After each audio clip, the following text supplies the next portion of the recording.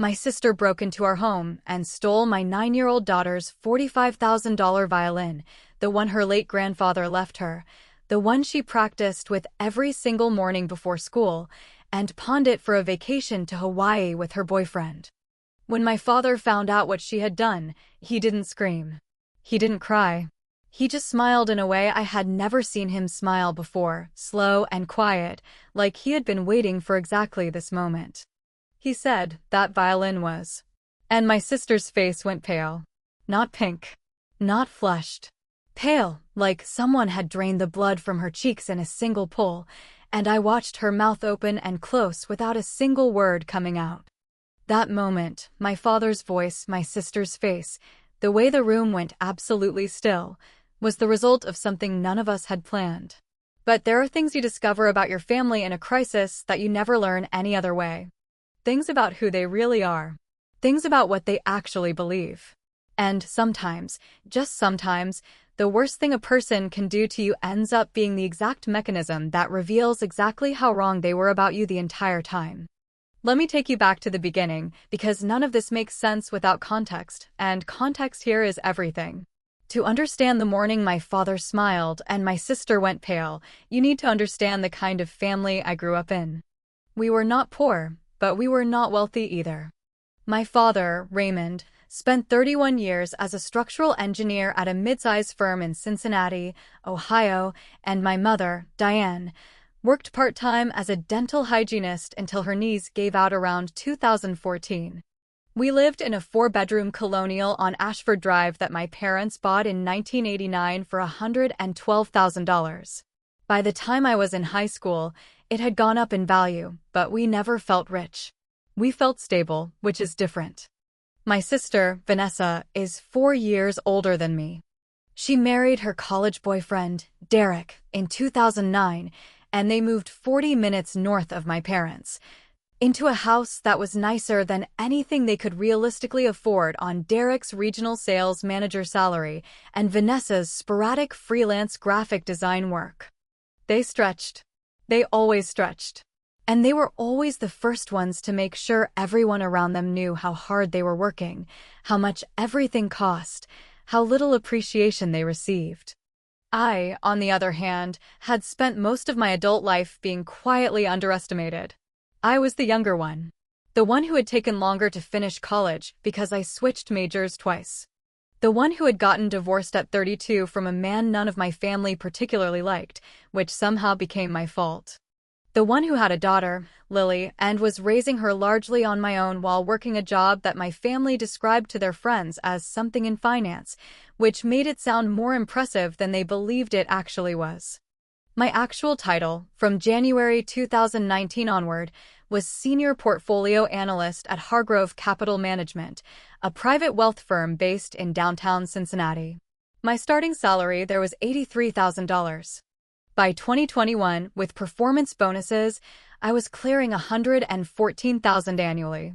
Nobody in my family knew that. They thought I made somewhere around 50 or 55 because that was the last number I had casually mentioned back in 2017 when it was actually true. "You're so brave, doing it all alone," my mother said once at Easter dinner in 2020, in a tone that was meant to sound admiring, but landed somewhere closer to pitying. She was talking about me raising Lily without a partner, but the implication extended further than that. She thought I was managing. Scraping by. Doing okay. I was doing significantly better than okay. But I had stopped correcting the assumption years earlier, because every time I tried to explain the actual numbers, someone would find a reason to minimize them. Vanessa would bring up Derek's bonus, or my mother would mention that cost of living in Cincinnati was low compared to coastal cities, or my father would pivot to some abstract principle about money not buying happiness. And the conversation would slide sideways, and I would leave feeling smaller than when I had arrived. So I stopped. I let them think what they wanted to think. That was mistake number 1, if I am being entirely honest with myself, not the moral mistake, just the strategic one. Because what you allow people to believe unchallenged has a way of calcifying into what they believe permanently. Lily started violin when she was 5 years old. She had an ear that her teacher, Ms. Patricia Osei at the Cincinnati Academy of Music on Reading Road, described in the spring of 2018 as genuinely rare. Not in the way parents want to hear it, not as flattery. Patricia was not a flattery person, but as a clinical observation. Lily heard pitch in a way that most trained adults never develop. She could identify the key of a piece of music before she could reliably read the notes on a page. My father, Raymond, was the only person in my family who truly understood what that meant. He had played viola in college. He still had 2 instruments in the house, stored in cases in the hall closet, and when Lily was 6, he took them out and played with her for 3 hours on a Sunday afternoon in a way I had never seen him with Vanessa's kids. Something connected. After that, Lily was at my parents' house every other Saturday, and my father was teaching her. In the fall of 2020, when Lily was 7, my father sat me down at the kitchen table after she had gone to bed and told me that there was a violin he had been holding onto for 20 years.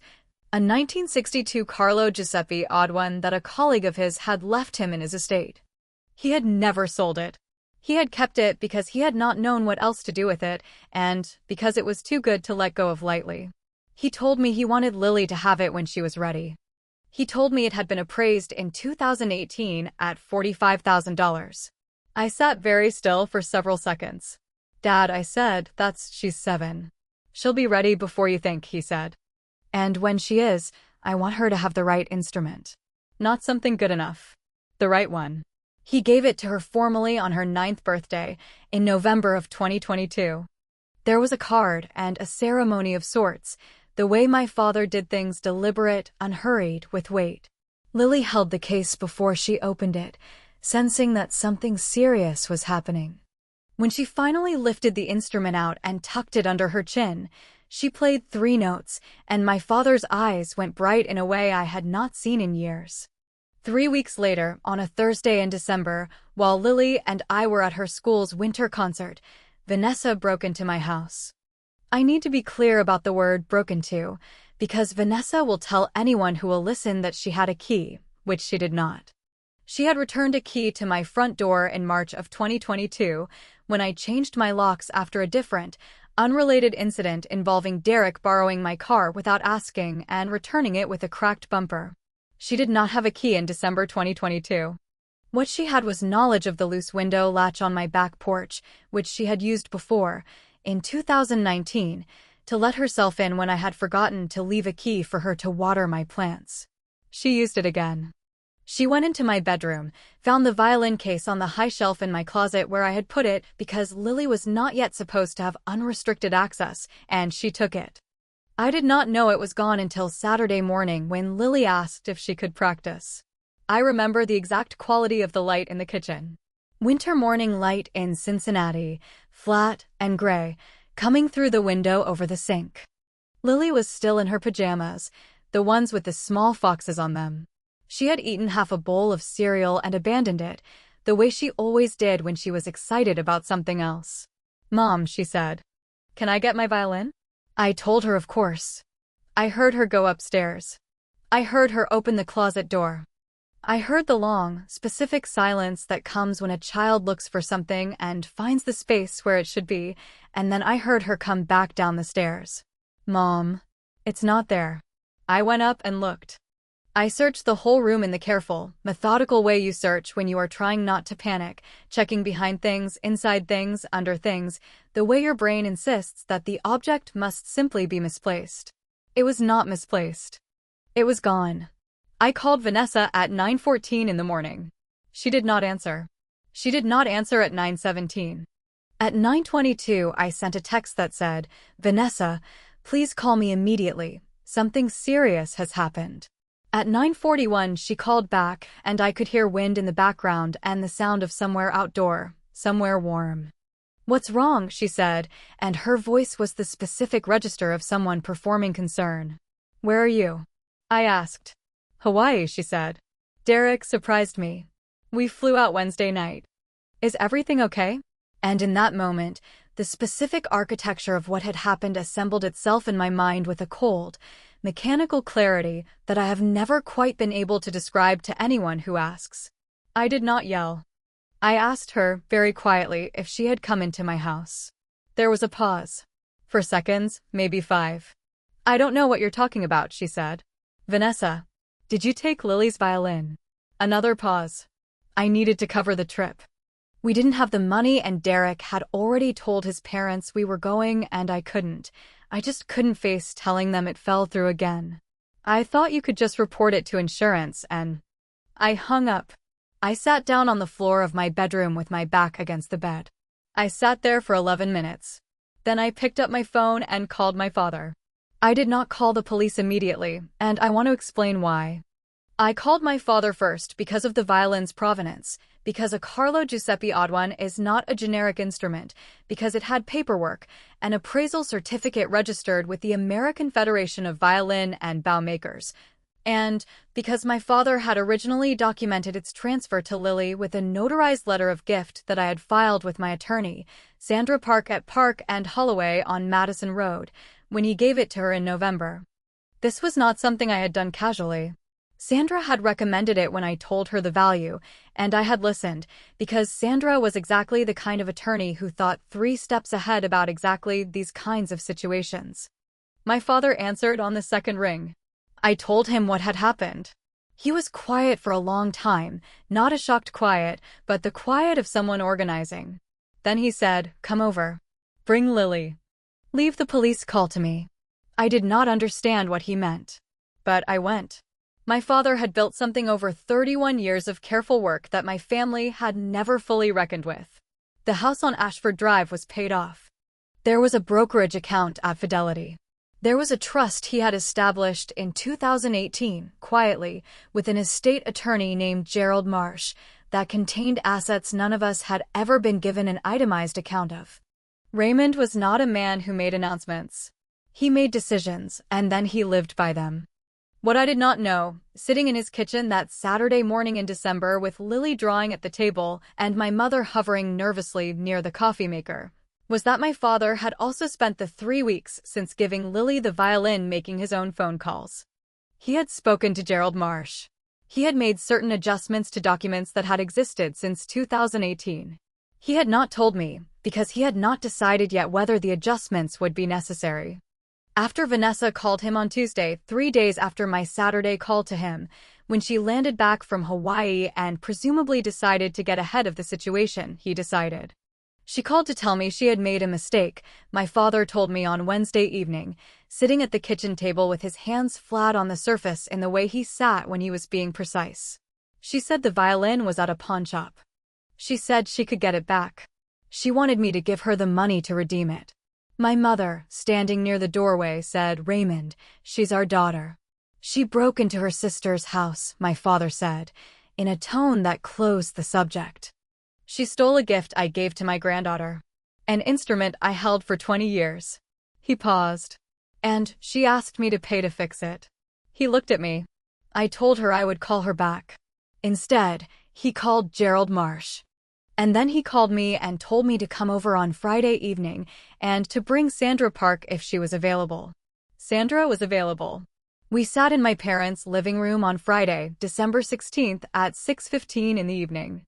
Me, my father, my mother, who kept starting sentences and not finishing them.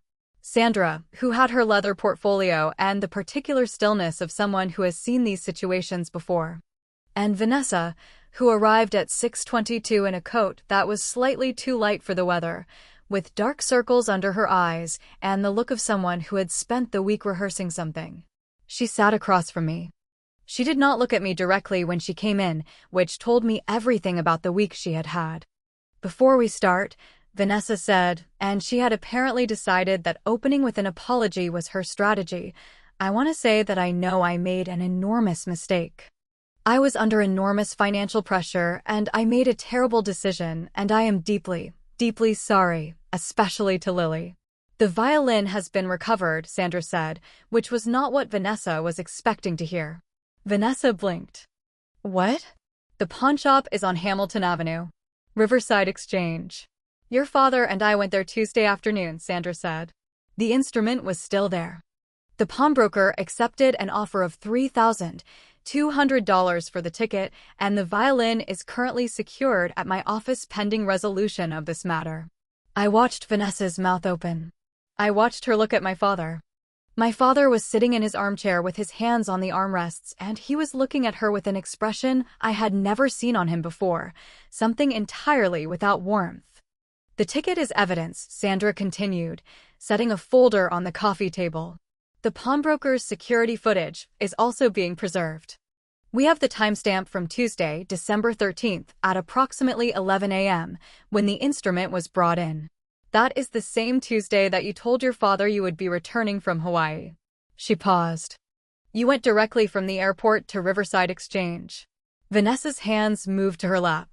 I was going to get it back. You pawned a $45,000 instrument for $800, Sandra said. $800, Vanessa. The number landed in the room the way numbers do when they make something real that was previously abstract. My mother made a sound that was almost nothing, barely audible. Vanessa's face changed, the prepared apology shifting into something less controlled. I was going to get it back before anyone noticed, Vanessa said, and I could hear in her voice the actual belief that this had been a viable plan. I thought, the pawnshops hold things for 30 days, I thought if I just... You thought, my father said, quietly. It was the first thing he had said since Vanessa came in. You thought your 9-year-old niece wouldn't notice her violin was gone for 30 days. Vanessa looked at him. The color in her face shifted. Not pale yet. Still in the phase where she thought there was a version of this that recovered. Dad, When I gave that instrument to Lily, my father said, I told you about it. Do you remember? At Thanksgiving. I told you I was giving it to her and what it was worth and why. I remember, Vanessa said. And you said, my father stopped. Looked at the table. Looked back at her. You said, Dad, that seems like a lot of violin for a 9-year-old. Do you remember that? Vanessa was very still. I took that to mean you thought it was excessive, my father said. I did not take it to mean you had made a decision about what to do with your sister's property. Raymond, my mother said. Diane. He said it gently but firmly. My mother stopped. Sandra opened her portfolio. There are 2 paths here, she said, in the tone of someone who had been paid to establish the architecture of an uncomfortable conversation. The first is that we do not involve law enforcement, and Vanessa agrees to the terms we've prepared, which include full restitution of $45,000, representing the appraised value of the instrument, payable within 60 days, as well as a formal signed acknowledgement of what occurred. 45, Vanessa started. We don't have $45,000. That's the first path, Sandra said. The second is that we file a police report, which we have more than sufficient documentation to support, and pursue criminal charges for breaking and entering and theft of property valued over $10,000. In Ohio, theft of property over $7,500 is a felony. The room was very quiet. I heard the heat kick on somewhere in the house. I heard my mother's breath. A felony, Vanessa said. That's the word, yes, Sandra said. Vanessa looked at me for the first time since she had come in. I had spent the week deciding what my face would look like at this moment, and I had landed on neutral. Not angry. Not satisfied. Neutral. The way Sandra was neutral, the way my father was neutral, because this was not about how I felt. This was about what had been taken. You would actually, Vanessa stopped. Started again. You would press charges. Against your own sister. Vanessa, I said, you broke into my house and stole a gift my father gave my daughter. A gift he held for 20 years. I paused. What would you do? She did not have an answer to that. My father cleared his throat. There is a third element, he said. He looked at Gerald Marsh, who had been sitting quietly in the corner chair, a man in his 60s with reading glasses and a legal pad, who had not spoken yet. Gerald, my father said. Gerald Marsh uncrossed his legs. He picked up his legal pad. Your father contacted me, he said to both of us, on December 12th. He asked me to make some adjustments to documents we had prepared in 2018. He set the legal pad on the coffee table and folded his hands. Raymond, do you want to explain, or shall I? I'll explain, my father said. He looked at Vanessa. When I set up my estate documents 4 years ago, I divided things in the way most parents do. equal shares for both daughters. The house would go to sale, proceeds split. The brokerage account divided. The trust, equal beneficiaries. He paused. I revised those documents on December 12th. Vanessa's face. I will try to describe Vanessa's face. The color began to drain from it in the specific way you see when someone's body understands something before their mind has caught up. Her lips parted slightly. She looked at our father the way you look at a stranger who has said something in a language you do not speak. Dad, you stole from my granddaughter, he said. It was not loud. It was the quietest thing he had said all evening. You stole something I gave to a 9-year-old child. A child who practices every morning. He stopped. I heard her play at Thanksgiving. Did you? Vanessa was not speaking. She played a passage from the Vivaldi, a minor concerto, my father said, and she played it the way people play things when they actually feel them. And you were in the kitchen talking about the flights to Maui. He paused. I noticed. Gerald Marsh said, in the careful tone of someone delivering specifics, the revised documents remove Vanessa as a beneficiary from the primary trust, which currently holds assets valued at approximately $840,000. The brokerage account and property remain under the original arrangement, though Raymond has updated the property's beneficiary designation to route proceeds from eventual sale into a conservatorship for Lily's music education. Vanessa made a sound. Not words. A sound. The violin, my father said, was insured. I insured it when I gave it to Lily. The policy is through Lloyd's, underwritten by a specialist arts insurer. The policy includes a clause for theft. I filed a claim on December 10th. The claim is processing. He looked at her. The instrument is back. The claim will pay out regardless. The $45,000, if it comes, goes into Lily's trust. He paused. None of that required your intervention or your restitution. Sandra's terms still stand. Vanessa looked at me. I had seen my sister's face in a lot of configurations over 38 years. I had seen her angry, embarrassed, triumphant, dismissive. I had not seen her look the way she looked at that moment, which was like someone who had walked into a room expecting furniture and found nothing, no floor, no walls, just open air and the fact of falling. I didn't know you insured it, she said. It was almost inaudible. Of course not, my father said. You didn't ask. Sandra collected her portfolio. I'd like Vanessa to take 48 hours to consult with her own attorney before responding to the restitution terms. That's standard, and it's fair. She looked at Vanessa.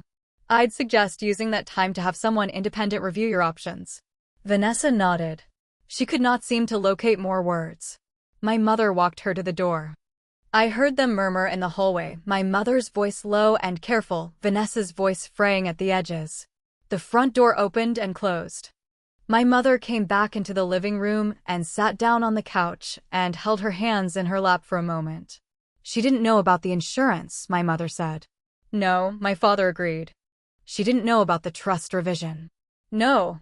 My mother was quiet. Then she said, Raymond. That violin. You said it was you said, that violin was. You didn't finish the sentence. My father looked at her.